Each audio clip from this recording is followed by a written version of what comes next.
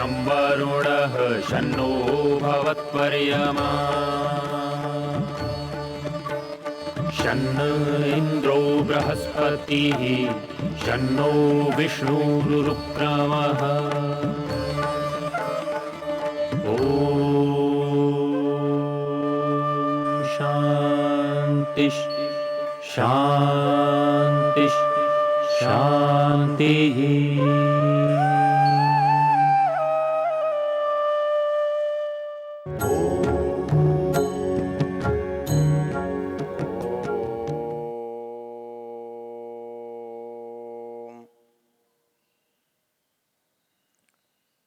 इस वेद ज्ञान के गंगा के प्रसंग में वेद में परमेश्वर के स्वरूप का जो वर्णन है उस पर चर्चा चल रही है और उसका जो आधार है वो है यजुर्वेद का 32वां अध्याय।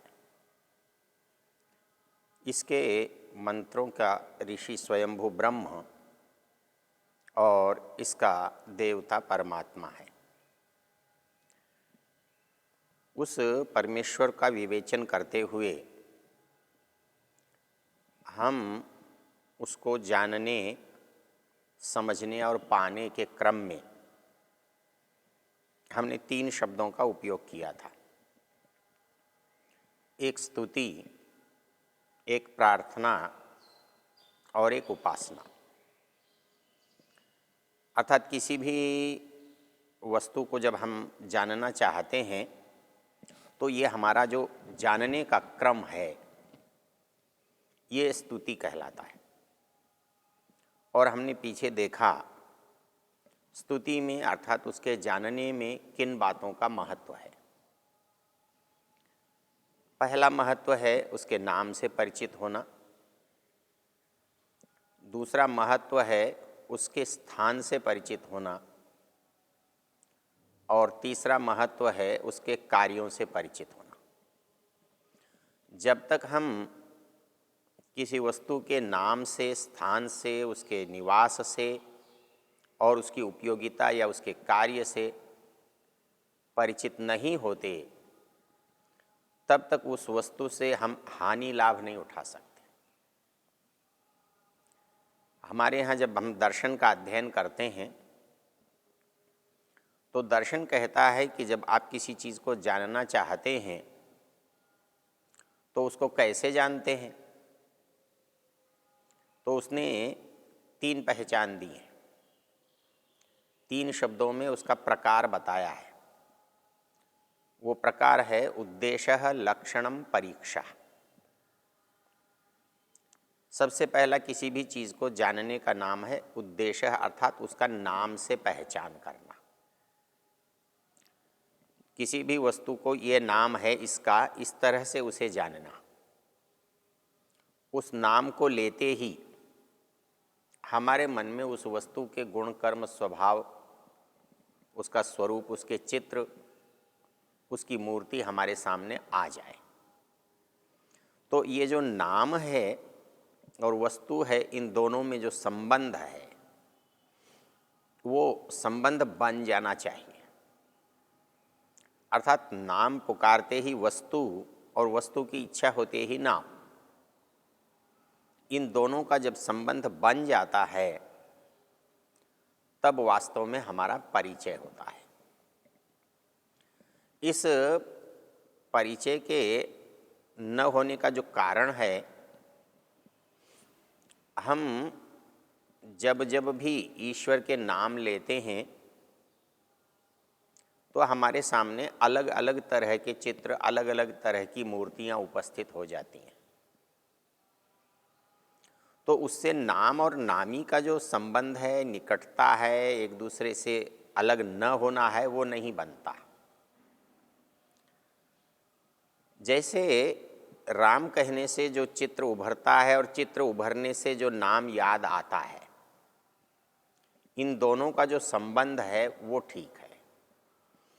लेकिन हम भगवान कहें तो राम याद आए कि श्री कृष्ण याद आए कि शिव जी याद आए या हनुमान जी याद आए, ये संदेह है। तो इसलिए नाम और वस्तु के बीच में, नाम और व्यक्ति के बीच में संबंध ठीक हो जाना चाहिए।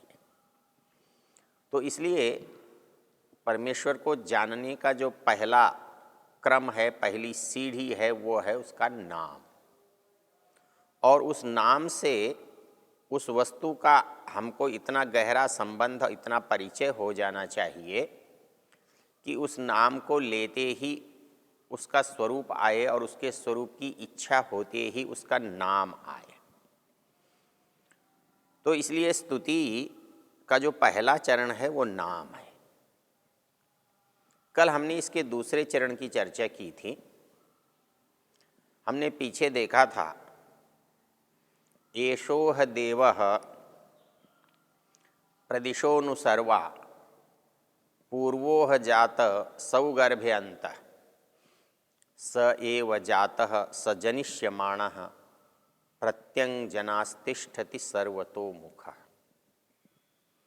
तो उसका जो स्वरूप चित्रित किया गया है, इन शब्दों के अनुकूल, इन शब्दों के हिसाब से वो समस्त दिशाओं उपदिशाओं में व्याप्त है, वो ऊपर और नीचे व्याप्त है। और जो वस्तु, जो संसार, जो सामान हमको दिखाई दे रहा है, ये सब क्योंकि बनाया गया है, उत्पन्न हुआ है, प्रस्तुत किया है, तो निश्चित रूप से इसका प्रस्तुतकर्ता, इसका बनाने वाला इससे पहले होना चाहिए। तो संसार में जो भी बना है, जहाँ भी बना है, तो उसके लिए मंत्र ने कहा पूर्वोह जाता है, वो सब संसार से पहले विद्यमान है, उत्पन्न हुआ है।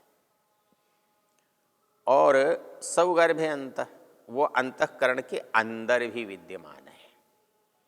यहाँ गर्भ के अंदर या अंतःकरण के गर्भ में, तो अधिक उपयुक्त जो प्रसंग है वो है अंतःकरण के गर्भ में, अर्थात अंतःकरण के भी भीतर।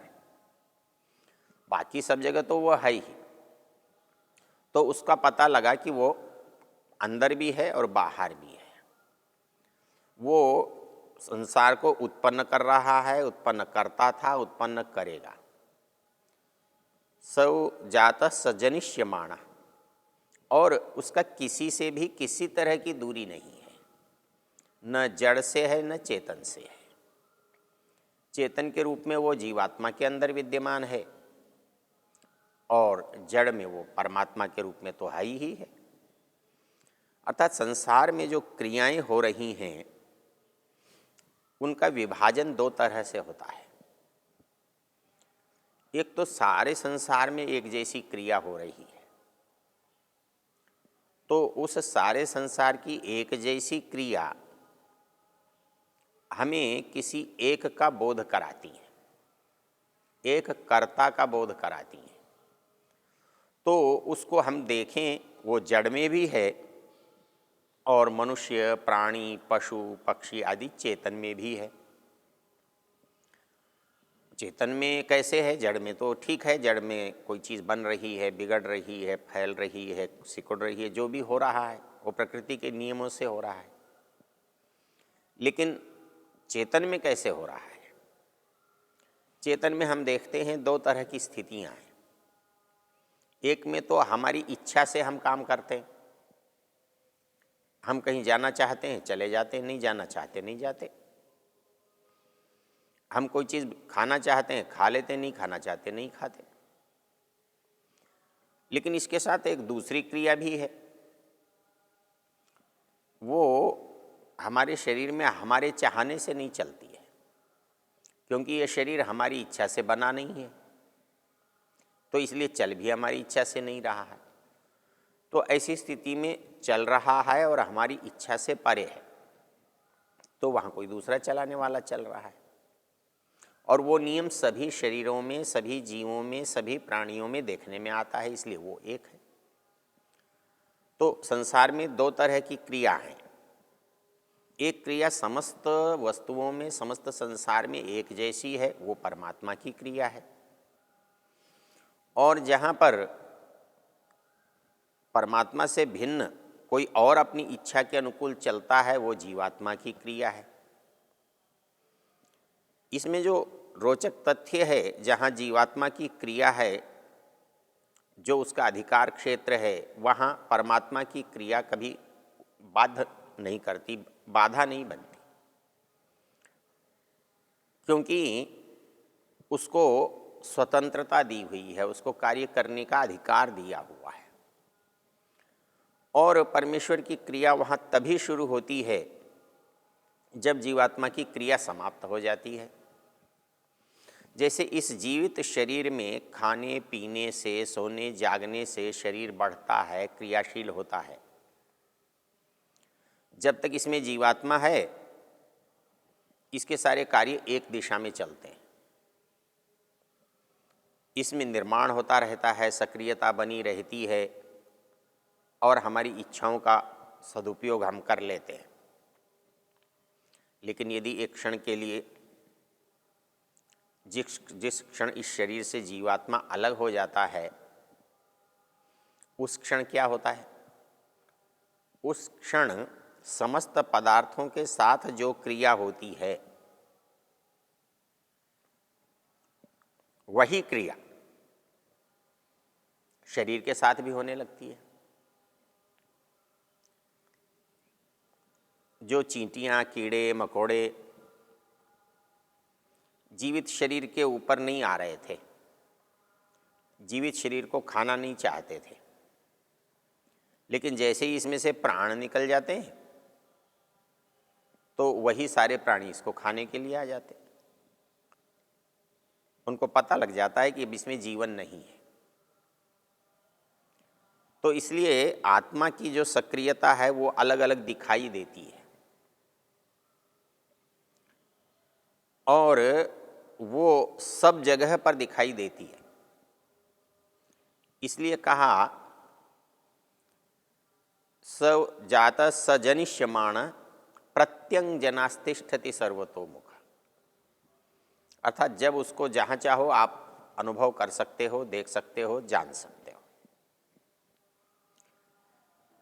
इसी प्रसंग को आगे कहते हुए मंत्र कहता है, यस्मात् जातम न पुरा किंचनैव य आ बभूव भुवनानि विश्व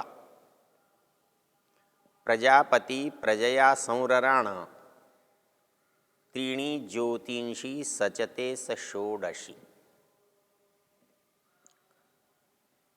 उसी तरह से इस मंत्र में भी परमेश्वर का विवरण है, वर्णन है, और वो कहता है यस्मात् जातम न पुरा किंचनैव। इससे पहले कुछ भी नहीं हुआ था, वो है और वही इसको करता है। यह आ बभूव भुवनानि विश्व, जो प्रकृति से भुवन बना है, प्रकृति से संसार बना है, समस्त विश्व बना है, वो वही उसका कर्ता है। यहाँ रोचक तथ्य ये है कि ये जो प्रकृति है ये भी उतनी ही पुरानी है, ये जीवन, ये चेतना भी उतनी ही पुरानी है, और इसका व्यवस्थापक महत चेतन भी उतना ही पुराना है। तो इसलिए यदि तीनों अपने अपने स्वरूप में रहें तो संसार नहीं बनेगा। जीवात्मा अपने निराकार स्वरूप में और शरीर से रहित होगा तो कुछ भी नहीं बनेगा, कुछ करेगा नहीं, उसकी कोई क्रिया होगी नहीं, उसमें चेतना आएगी नहीं, चेतना की अभिव्यक्ति होगी नहीं। और प्रकृति को यदि उसके ही अपने रूप में छोड़ दिया जाए तो कुछ भी बनेगा नहीं, क्योंकि प्रकृति है क्या? सतोगुण, रजोगुण, तमोगुण की सम अवस्था, अर्थात इनका अलग अलग होना, इतनी, इसी को तो प्रकृति कहते हैं। सत्व रजस तमसाम साम्य अवस्था प्रकृति। अर्थात जो इस संसार का निर्माण करने का तत्व है, उसी का नाम सतोगुण, तमोगुण, रजोगुण है। इसका मिश्रण, इसका एक होना, ये संसार का निर्माण है, और इनका अलग अलग बिखर जाना वो प्रलय है। ये बात सारे संसार में आपको देखने को मिलेगी। जब आप चीज़ों का संग्रह करते हैं तो आप कोई चीज़ बनाते हैं। आपने कहीं से लोहा इकट्ठा किया, कहीं से ईंटें इकट्ठी की, कहीं से सीमेंट बजरी इकट्ठी की, और आपने उसे एक व्यवस्थित रूप दिया। आप उसको कहते हैं ये भवन है, ये प्रासाद है, ये हर्म्य है, ये मकान है। और वो यदि चीज़ें बिखर जाएं, खंडर हो जाएं, तो वो भवन, वो निर्माण समाप्त हो जाता है। तो इस निर्माण में और इसके प्रलय में, बिखरने में, विखंडन में सामग्री का संचयन, सामग्री का इकट्ठा होना, सामग्री का व्यवस्थित बनना, ये निर्माण है। और सामग्री का बिखर जाना, फैल जाना, एक दूसरे से अलग हो जाना, ये विखंडन है, प्रलय है। तो जैसे इस संसार की समस्त रचनाएं इकट्ठी होने से रचनाकार के द्वारा बनाई जाकर दिखाई देती हैं, वैसे ही ये सारा संसार भी क्योंकि निर्मित है, वस्तुओं का संग्रह है, संग्रहों की व्यवस्था है, इसलिए ये निर्माण है। और इसका बिखर जाना, इसका खंडित हो जाना, इसका प्रलय हो जाना समापन है। तो इस संग्रह को, इस संचय को, इस व्यवस्था को, इस निर्माण को हम एक चेतन करता है। तो वैसे ही इस विश्व के निर्माण को भी कोई चेतन करेगा, और इसलिए वो चेतन करने वाला है। तो वो कहता है य आ बभूव भुवनानि विश्वा, समस्त विश्व को, समस्त भुवनों को वो बभूव बना देता है, बनते हुए खड़ा कर देता है। और किस लिए खड़ा करता है? क्योंकि यदि तीनों अलग अलग रहें तो किसका कौन उपयोग करेगा? ईश्वर की सत्ता है, सब जगह विद्यमान है, वो करने में समर्थ है, लेकिन प्रकृति न हो और जीवन न हो। प्रकृति भले ही जड़ है, लेकिन है, अस्तित्व है, सत्ता है। यदि वो न हो तो जीव भी कुछ नहीं कर सकता और ईश्वर भी कुछ नहीं कर सकता। इसलिए जो भी वस्तुएं संसार में हैं, जो उनकी सत्ता है, वो केवल कर तब सकती हैं जब उनका आपस में संयोजन हो, मेल हो, संचय हो। इसलिए यहाँ पर एक बात कही, यस्मात् जातम न पुरा किंचनैव य आ बभूव भुवनानि विश्वा। वो समस्त भुवनों का, समस्त विश्वों का निर्माण करने वाला है। ओ